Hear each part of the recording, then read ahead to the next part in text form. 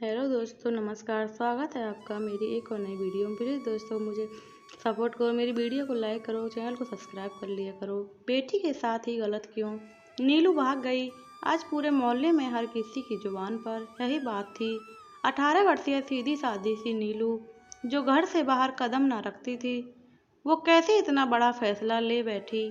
और उसका किसी लड़के से चक्कर था, ये बात तो किसी को हजम भी नहीं हो रही थी, क्योंकि उसके माता पिता तो उसे अकेले घर से निकलने नहीं देते थे। स्कूल भी लड़कियों वाला था और उसका स्कूल पूरा होते ही आगे की पढ़ाई भी ना करने दिया उसे, जबकि कितना भी मिन्नत की थी उसने।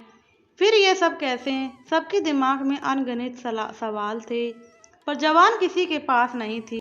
इधर नीलू के घर उसके माता पिता और भाई गुस्से में भरे बैठे थे। नीलू की माँ, ये सब तेरा किया धरा है, तुझसे ही लड़की ना संभली। बोला था जमाना खराब है, कहीं नाक ना कट जाए हमारी।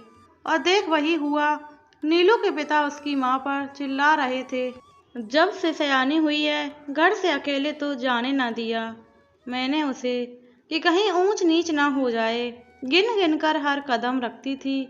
फिर भी ये सब कैसे हो जाएगा, मुझे क्या खबर थी। रोते हुए माँ बोली, गिन गिन कर कदम रखती तो आज ये ना होता। काट दी भरे समाज में हमारी नाक उसने। मैं आज के आज उसका श्राद्ध करूँगा, क्योंकि मर गई वो हमारे लिए। करता हूँ पंडित को फ़ोन। पिता चिल्लाते हुए बोले और फिर फ़ोन मिलाने लगे।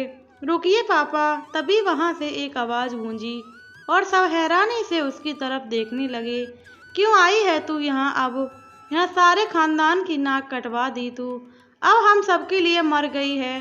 पिता बेटी को देखकर बोले, जीवित थी कब मैं पापा?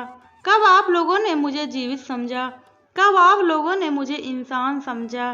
बचपन से है हर चीज में टोका टाकी, घर से बाहर नहीं निकलना, दरवाजे तक पर खड़ी नहीं होना, कोई दोस्त नहीं बनाना।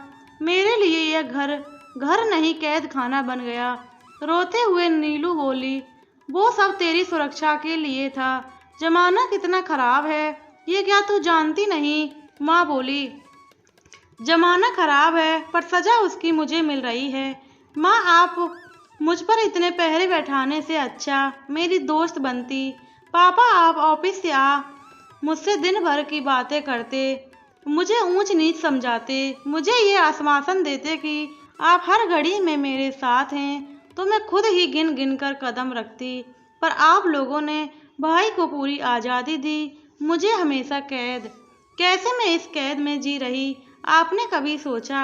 आपने तो मेरे पढ़ने के सपने को भी राख कर दिया। नीलू, जो हमेशा सहमी थी रहती थी, आज खुलकर बोल रही थी। उसके घर वालों के साथ साथ बाहर खड़े पड़ोसी भी हैरान थे। तो इसका क्या मतलब, तू किसी लड़के के साथ घर से भाग जाएगी?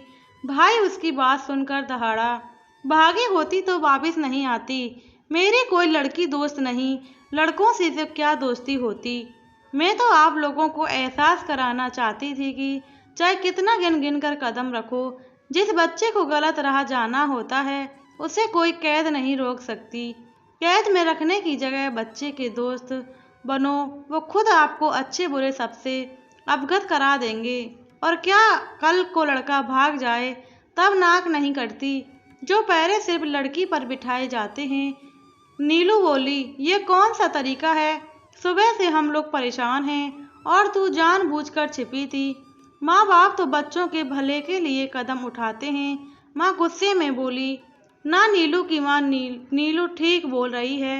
हम ही समाज का सोच अपनी बेटी के साथ गलत कर रहे थे, जबकि हमें तो दोनों बच्चों को समान परवरिश देनी चाहिए थी।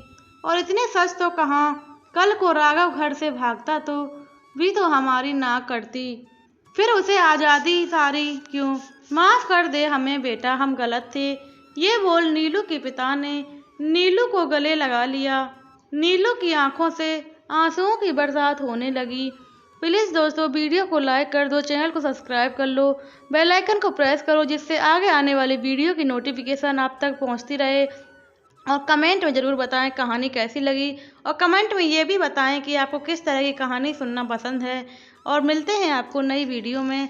राम राम, जय श्री राम, जय श्री कृष्णा।